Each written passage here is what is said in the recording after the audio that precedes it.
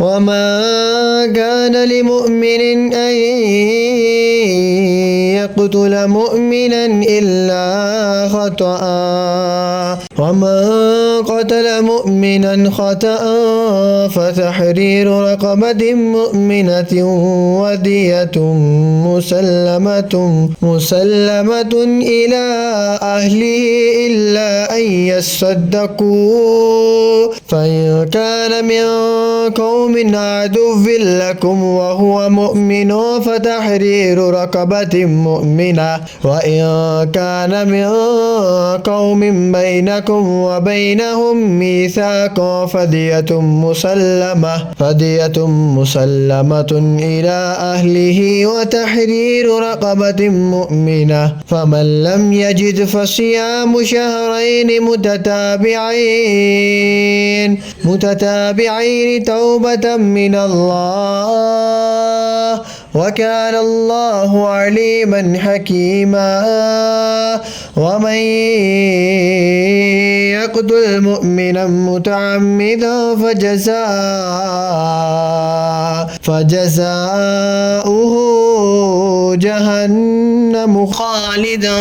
فيها وغضب الله عليه ولعنه وأعد له عذابا عظيما يا أيها الذين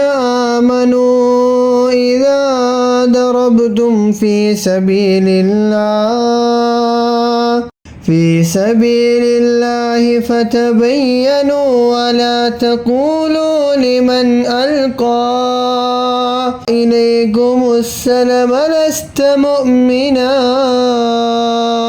تبتغون عرض الحياة الدنيا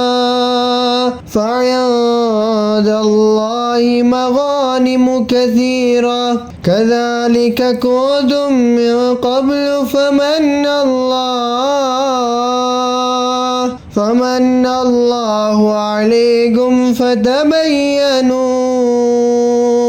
إن الله كان بما تعملون خبيرا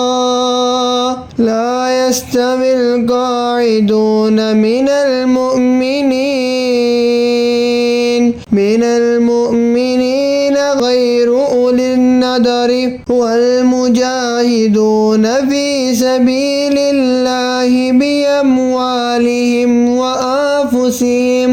فضل الله المجاهدين بأموالهم وأنفسهم على القاعدين درجة وكلا وعد الله الحسنى